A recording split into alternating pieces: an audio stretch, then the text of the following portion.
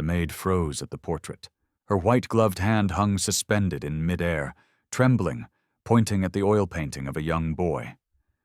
Grace Larson's breath came in shallow gasps, her eyes wide with recognition and terror.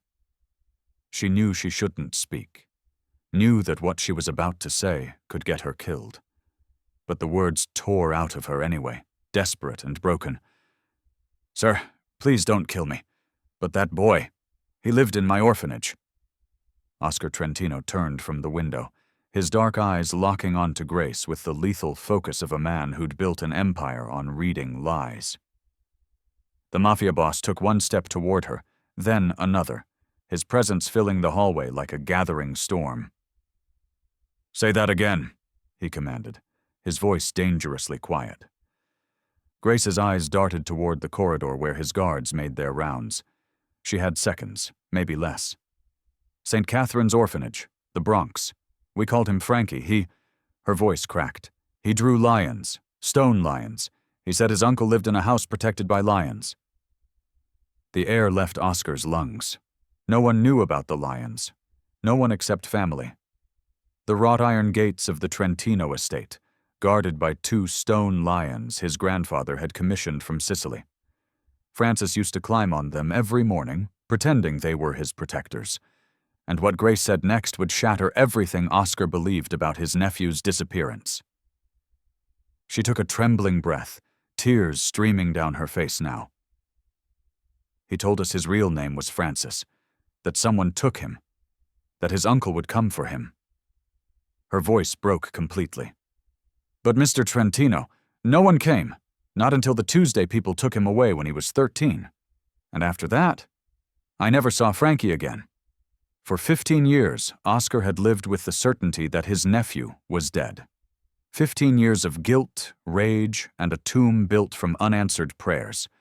But this woman, this stranger in his home for barely 3 weeks, was telling him the ghost he'd mourned had been breathing, waiting, remembering. "Where?" Oscar's voice was barely controlled, violence simmering just beneath the surface. "Where did they take him?" But before Grace could answer, footsteps, heavy and deliberate, echoed down the corridor. Grace's eyes went wide with panic. Speaking to Oscar directly violated house protocol. Speaking about this, about the family tragedy no staff member was ever supposed to acknowledge, could get her disappeared.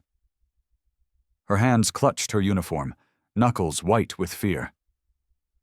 "I have records," she whispered desperately, glancing behind her. "Names, documents, places Francis was moved. But Mr. Trentino, you need to understand something." She looked back at the portrait, her expression twisted with confusion and dread.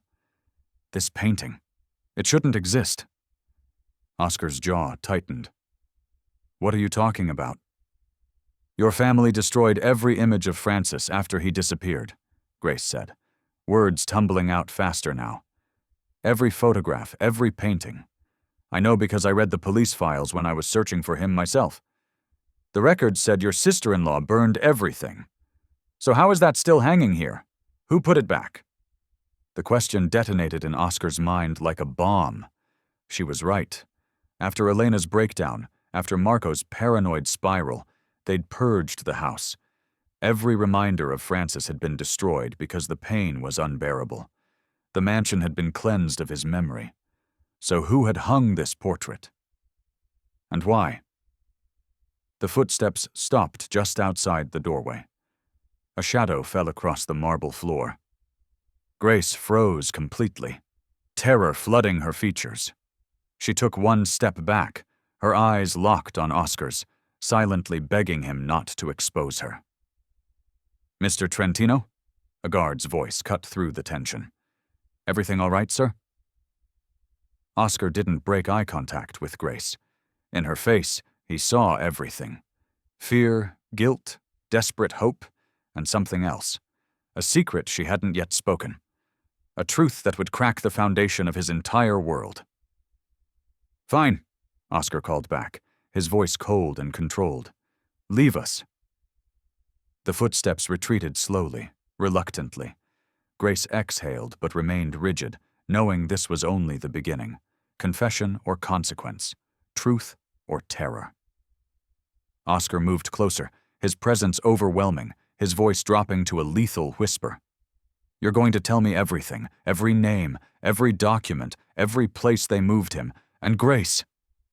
His eyes burned with barely restrained fury and grief. "If my nephew is alive and you've known for years, you'd better hope the truth is worth what it's going to cost." But what Oscar didn't know, what Grace was about to reveal, would destroy more than his grief. It would expose the person who'd taken Francis. And that person was closer than Oscar could ever imagine. Because what happened 15 years ago wasn't just a kidnapping. It was the beginning of a conspiracy that reached into the heart of Oscar's own family.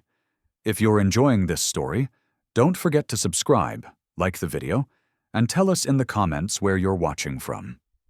Your support helps us keep these stories alive. And trust me, the best part is yet to come. Now, let's get back to it.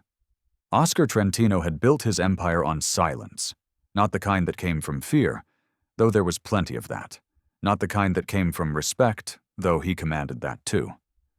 No, Oscar's silence was the kind that came from loss so profound it had hollowed him out from the inside, leaving nothing but the machinery of power running on autopilot.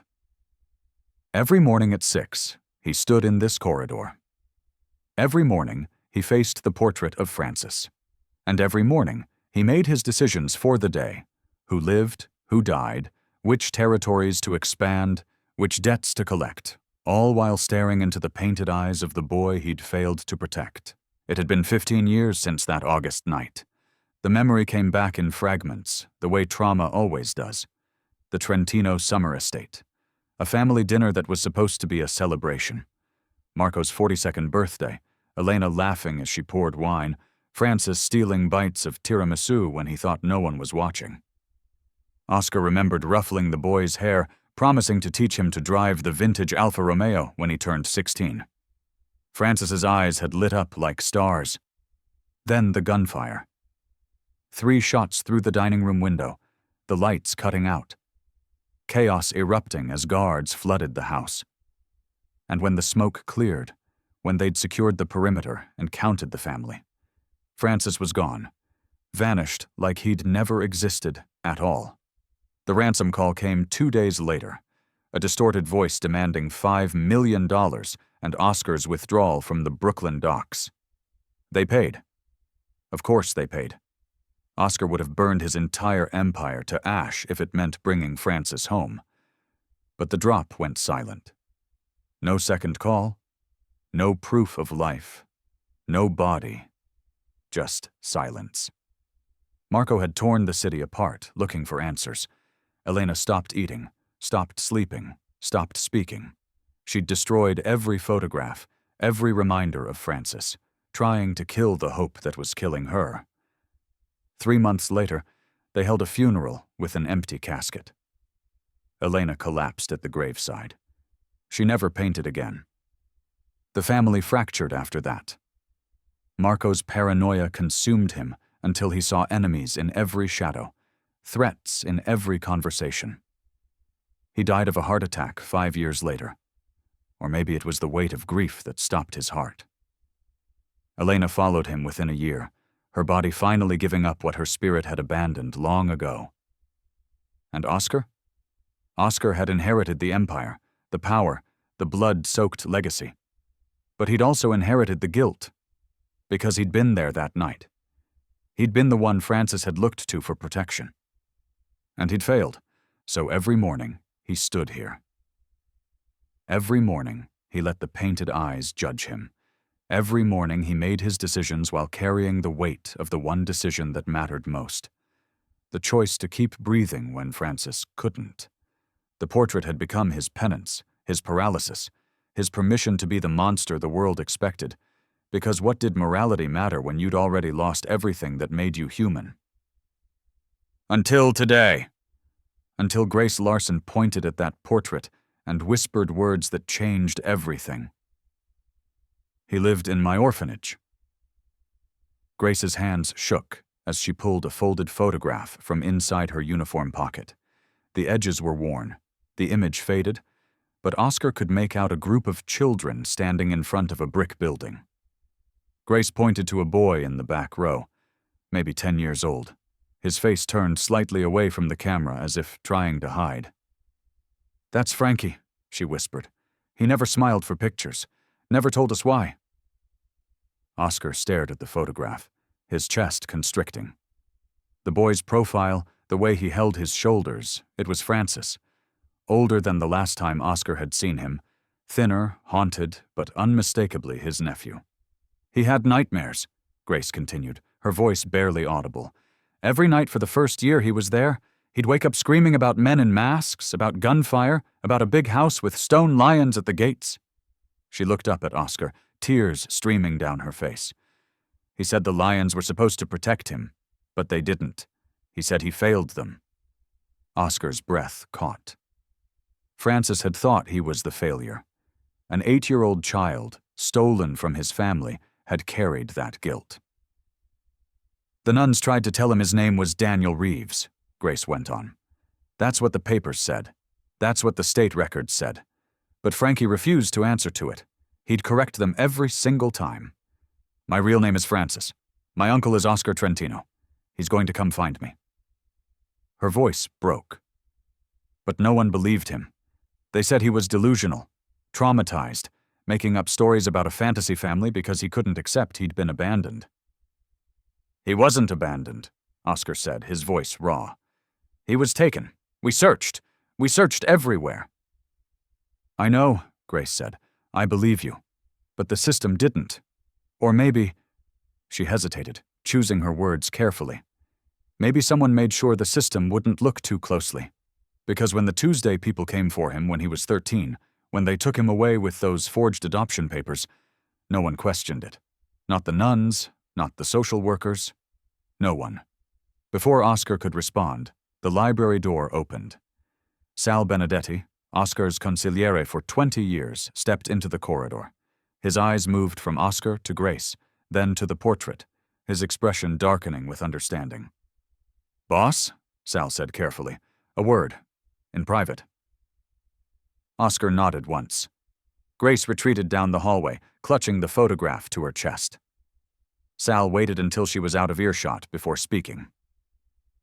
"You can't do this," he said flatly. "You start digging into this, you expose everything. The families will see weakness. They'll see a man chasing ghosts instead of protecting territory. And if this girl is lying, if this is some kind of setup—" "She's not lying," Oscar interrupted. "You don't know that."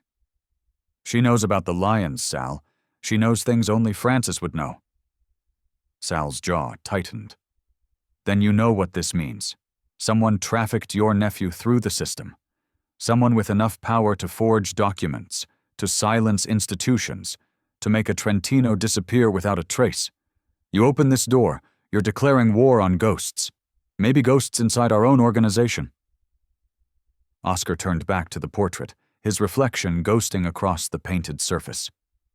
For 15 years, he'd been frozen, paralyzed by grief and guilt, but Grace's words had shattered something inside him.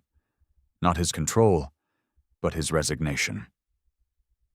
"I don't care," Oscar said quietly. "Set up a meeting with our investigator. I want everything. Adoption records, orphanage staff lists, every paper trail connected to St. Catherine's." He looked at Sal, his eyes burning with something dangerous. "And Sal? If anyone in our organization had anything to do with this, I want their name. I don't care how close they are. I don't care what it costs." Sal studied him for a long moment, then nodded slowly.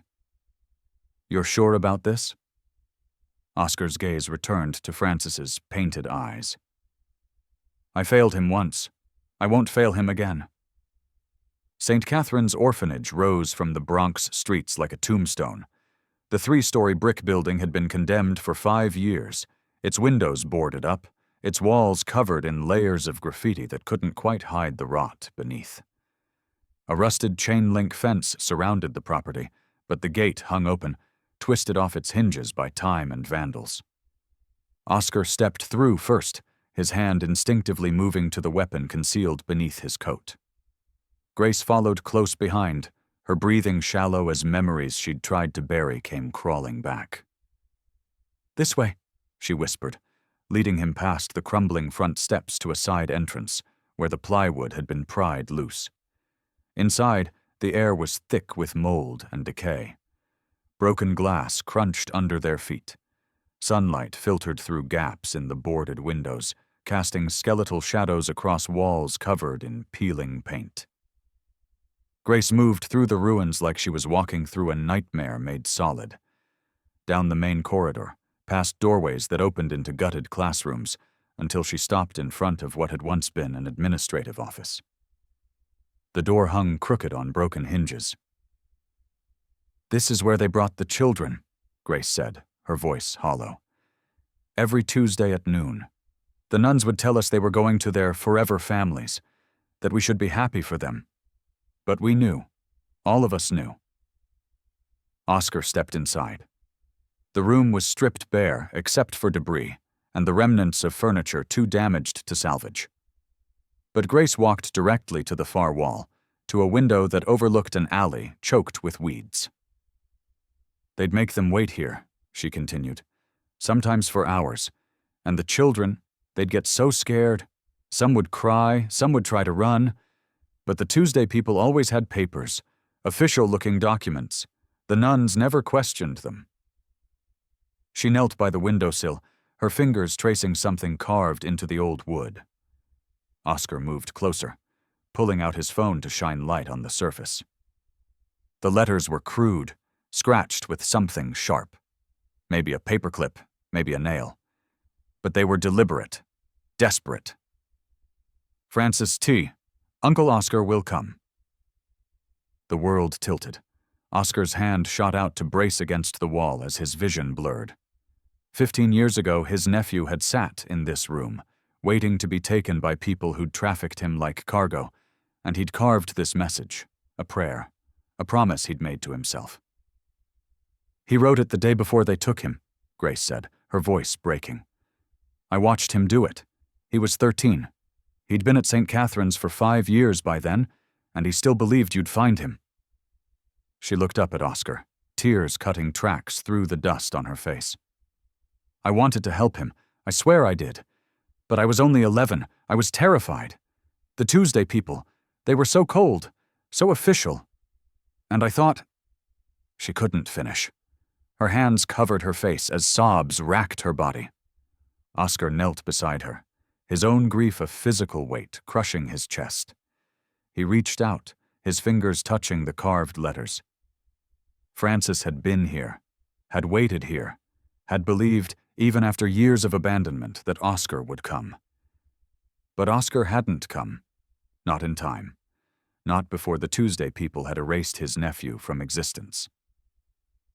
"What happened after they took him?" Oscar asked, his voice barely audible.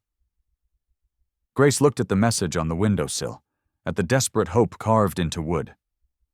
"I don't know. They never told us where the children went. We'd ask, and the nuns would say they went to good homes. But sometimes," she swallowed hard, "sometimes we'd see their pictures in the newspaper, missing children, runaways, bodies found in rivers." Oscar's blood turned to ice. "Did you see Francis's picture?" "No," Grace whispered, "but I never stopped looking." The investigator's report arrived 3 days later, a manila folder thick with documents that Oscar spread across his desk like autopsy photos. Every page was another knife wound. Every stamped signature was another lie. Daniel Marcus Reeves. Born March 15th, supposedly to Sarah and Michael Reeves of White Plains. Placed for adoption at age 3 due to parental death. Transferred to St. Catherine's at age 8. Adopted at age 13 by the Henderson family of Albany. Except none of it was real. There was no Sarah or Michael Reeves. No death certificates. No Henderson family in Albany. The addresses were vacant lots. The social worker signatures belonged to people who'd never worked for the state. The entire paper trail was a masterpiece of forgery, designed to erase Francis Trentino from existence and replace him with a ghost. But forgers leave fingerprints. The documents had been notarized by Lawrence Vittorio, a disbarred attorney who'd operated in the gray spaces between legitimate law and organized crime for 30 years. He'd done work for the Gambino family before his license was pulled. Now he ran a bail bonds office in Newark, barely surviving on the scraps of his former life.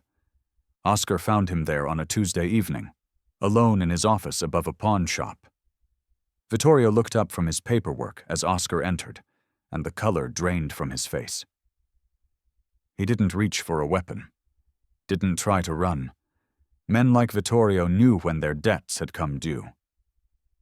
"Mr. Trentino," Vittorio said, his voice thin, "I wondered when you'd find me." Oscar closed the door behind him, the sound of the lock clicking into place like a death knell. He didn't sit, didn't speak, just laid the adoption documents on Vittorio's desk, one by one, like he was dealing cards in a game where the stakes were measured in lives. Vittorio stared at the papers, his hands trembling. "I can explain." "You forged these documents," Oscar said quietly. "You helped traffic my nephew through a system that was supposed to protect him. You gave him a false identity and made him disappear." He leaned forward, his voice never rising above a whisper. "I'm not here to hurt you, Lawrence. I'm here to give you a choice. You tell me everything, every name, every transaction, every person involved, or I walk out of here and let the families know you're cooperating with a federal investigation into child trafficking. Either way, you're finished. The only question is how you want to die." Vittorio's breath came in short gasps. Sweat beaded on his forehead. "If I talk, they'll kill me. If you don't talk, I'll let them think you already did." The threat hung in the air like smoke. Vittorio closed his eyes, his shoulders sagging in defeat. When he spoke, his voice was barely audible. "Vincent Gambino," he said. "It was Vincent's operation from the beginning. The kidnapping, the trafficking ring, all of it. He wanted revenge for the Brooklyn docks. You'd pushed his people out, taken his territory, and he couldn't move against you directly without starting a war, so he took your nephew instead." Oscar's hands curled into fists. "Why traffic him? Why not just kill him?" "Because death would have been mercy," Vittorio whispered. "Vincent wanted you broken, wanted you to spend years wondering, searching, never knowing. And when Francis aged out of the system, when he disappeared into the streets..." He looked up at Oscar, genuine horror in his eyes. "Vincent was going to let you find him eventually, let you see what your world had turned him into, let you live with that." The words detonated in Oscar's chest. This hadn't been just revenge. It had been calculated torture, a 15-year sentence designed to destroy him slowly. "Where is Vincent now?" Oscar asked. Vittorio shook his head. "Dead. Heart attack 3 years ago. But his son, Marcus, he's still running things, still has the records, still has the network." Oscar straightened, his decision already made. "You're going to write down everything, every name, every location, every document you forged, and then you're going to disappear, Lawrence, far away, because when I'm done with the Gambinos, anyone connected to this will be a loose end." Vittorio nodded, reaching for a pen with shaking hands. The paper trail of ghosts was finally leading somewhere real. The hospital records came through at 2 a.m. Oscar was still awake, still hunting, still following the thread that Lawrence Vittorio had handed him.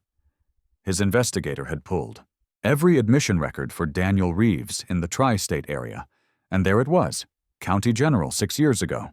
Patient, Daniel Reeves, age 16, admitted 11:47 p.m. with 3 fractured ribs, contusions consistent with repeated blunt force trauma, signs of malnutrition, and prolonged physical abuse. Patient alert, but uncooperative.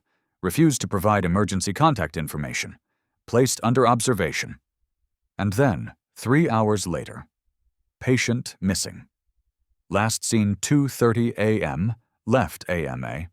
Security footage shows subject exiting through emergency stairwell. Note found in bed. The note had been scanned into the file. 8 words in shaky handwriting. "I'm not Daniel. I'm going home." Oscar stared at those words until they blurred. Francis had been 16, broken, abused, but still fighting, still holding on to the truth of who he was. and he'd tried to go home. Oscar knew exactly where that home was. The old Trentino house in Queens had been sold 8 years ago after Elena died. Oscar couldn't bear to keep it. Couldn't walk through rooms that still echoed with Francis's laughter. Couldn't look at the stone lions guarding the gate when they'd failed their one purpose. A young family had bought it, the Chens, with 2 daughters and a golden retriever. Normal people who'd probably never know what grief had soaked into those walls. Oscar arrived at dawn, the investigator already waiting by the car. He'd made the arrangements. $50,000 for the Chens to take their daughters to a hotel for the day. While Oscar inspected some old family documents they'd agreed to let him retrieve from the attic. Mrs. Chen had looked at him with knowing eyes. "It's about the boy, isn't it? The one in the photographs we found in the basement?" Oscar hadn't been able to answer. Now he stood in the foyer, and it was like stepping into a museum of his own failures. The Chens had renovated, of course. New paint, new floors, new life. But the bones of the house remained. The staircase Francis used to slide down on cardboard. The kitchen where Elena had taught him to make her mother's pasta. The window seat where Francis would read comic books on rainy afternoons. Oscar climbed the stairs to what had been Francis's bedroom. The Chens had turned it into a home office. Desk, computer, bookshelves. But Oscar remembered every detail. The corner where Francis's bed had been. The wall where posters of superheroes had hung. He moved to that wall, his hand pressing against the smooth surface. Something felt wrong. Uneven. Like the wallpaper had been hastily applied, covering something beneath. Oscar pulled out his knife. He cut carefully, peeling back the wallpaper in strips. And there, revealed inch by inch, were words spray-painted in black. "I came back. The lions were gone. Where did you go?" Beneath it, smaller, more desperate. "Uncle Oscar. I'm still Francis. I'm still your nephew. Please don't forget me." Oscar's legs gave out. He sank to his knees, his hand pressed against the wall, against words Francis had written 6 years ago, when he'd escaped hell and come home only to find an empty house. The lions had been removed during the sale. Too specific, too identifiable. The family was gone. And Francis, broken and alone at 16, had left this message and disappeared back into the streets. They'd been searching for each other. For years, they'd been searching. And they'd missed each other by months, maybe weeks. Oscar pressed his forehead against the wall, against his nephew's desperate plea, and for the first time in 15 years, he wept. The vandalism reports had been sitting in Oscar's security files for 2 years.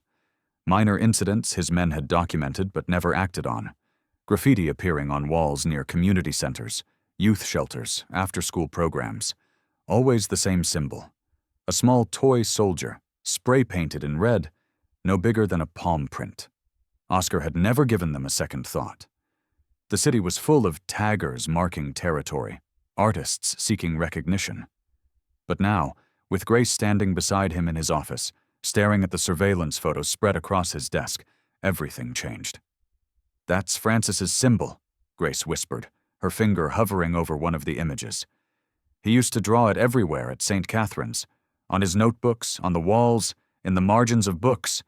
The nuns would punish him for it, but he wouldn't stop." She looked up at Oscar, hope and fear colliding in her eyes. He said the toy soldier was waiting for someone, that when the right person saw it, they'd understand. Oscar's heart hammered against his ribs. "When were these taken?" "The most recent one is from 3 weeks ago," his investigator said, pulling up a digital map on the laptop. Red pins marked locations across the Bronx, Red Hook, and Harlem. 17 confirmed sightings over the past 3 years. Each one appears near a youth outreach facility. No other vandalism, no gang tags, nothing destructive, just the soldier. Grace moved closer to the screen, her breath catching. "He's leaving breadcrumbs. He's marking places that help kids." Oscar studied the pattern. The tags weren't random. They were deliberate, placed where vulnerable children would see them, where kids like Francis, kids who'd been failed by every system meant to protect them, might find refuge. "I want eyes on every one of these locations," Oscar commanded. "Security footage, staff lists, volunteer records. Someone's been placing these tags and I want to know who." The investigator's fingers flew across the keyboard. "Already pulled the records. Cross-referenced volunteers who work at multiple sites." He paused, his expression shifting. "There's a match. A volunteer named Frank Castellano, age 23. Been working with at-risk youth for the past 3 years. Started at the Harbor House shelter in Brooklyn. Now rotates between 6 different programs." 23. The right age.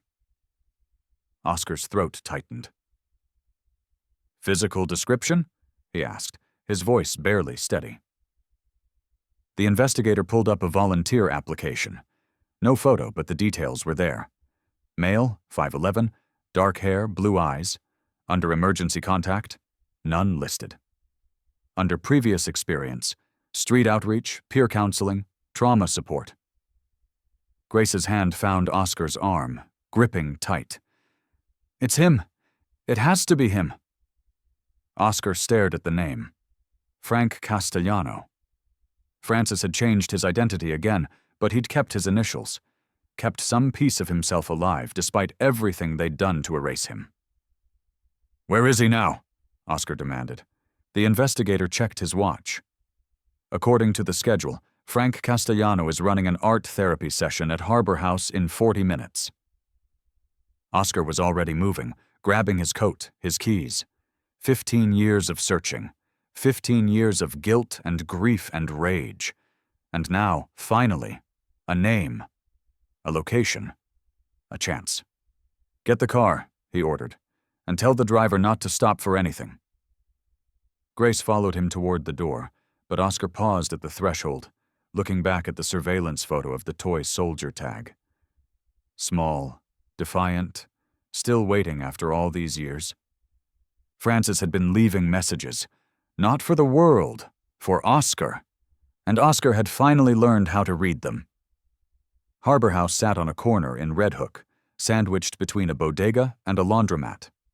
The building was old brick, weathered but maintained, with bars on the ground floor windows and a mural of children's handprints covering the front wall.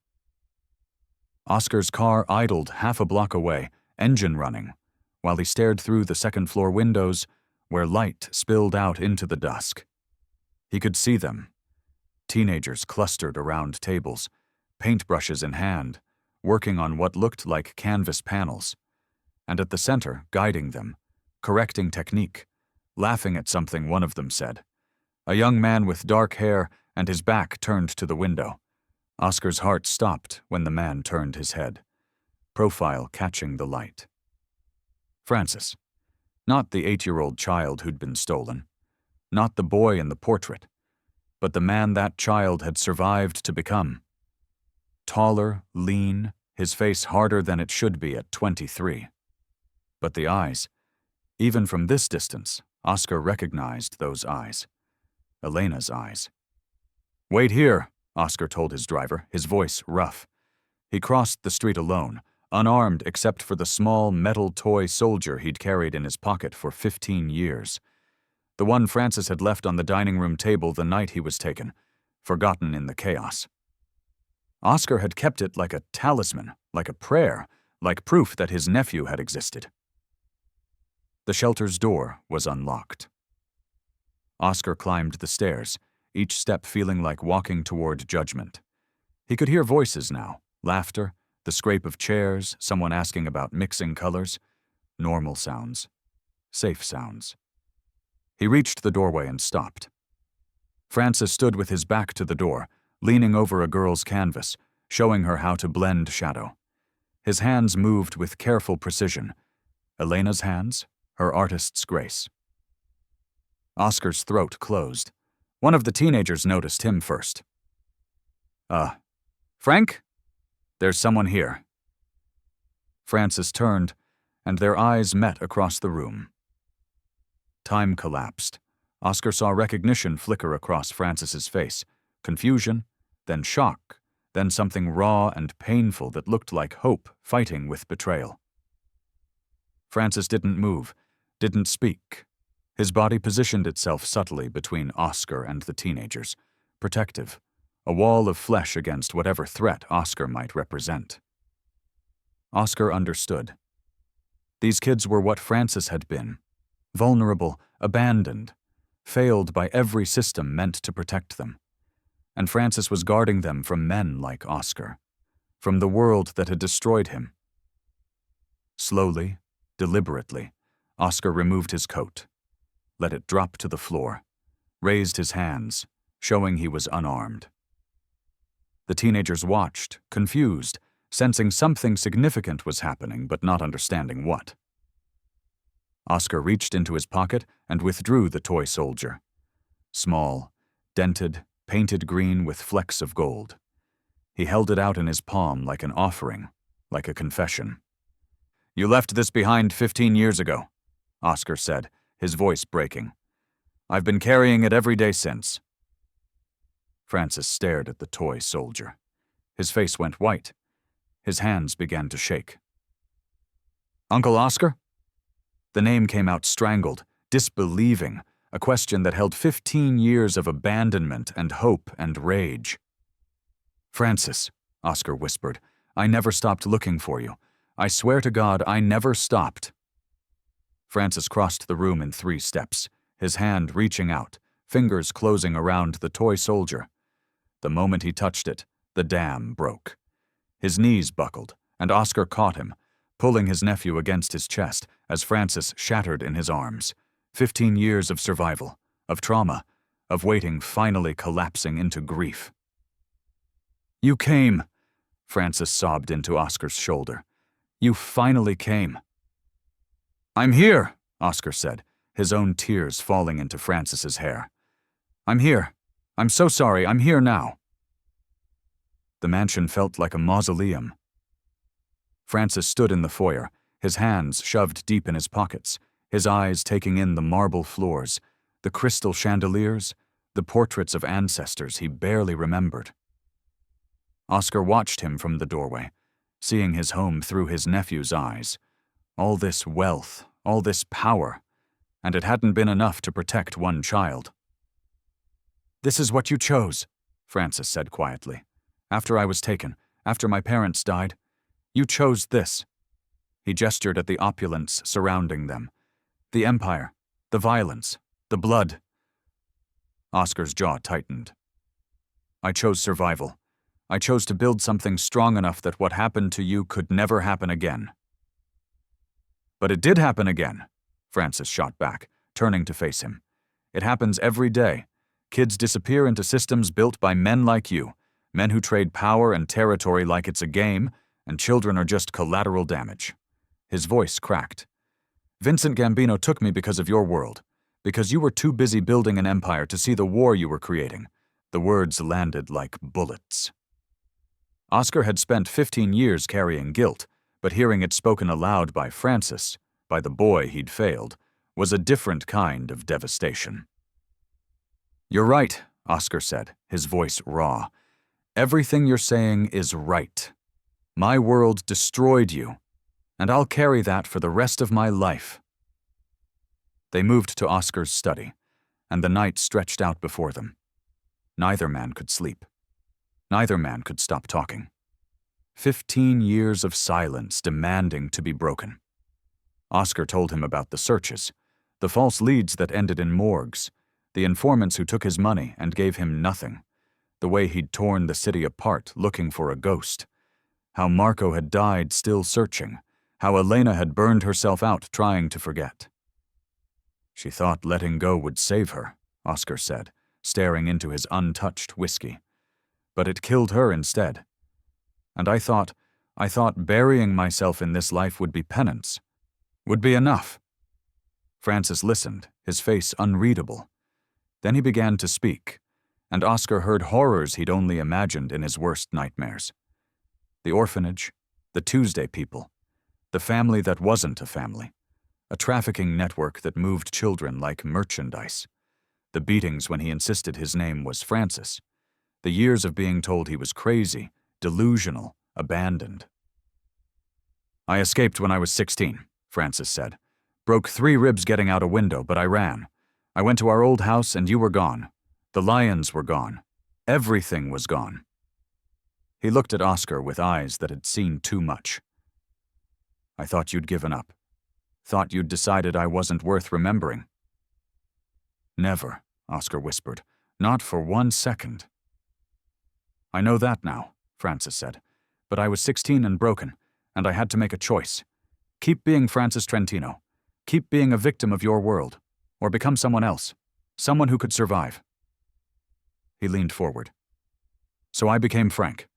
I rejected everything the Trentino name meant, and I built something different, something that actually saves kids instead of destroying them."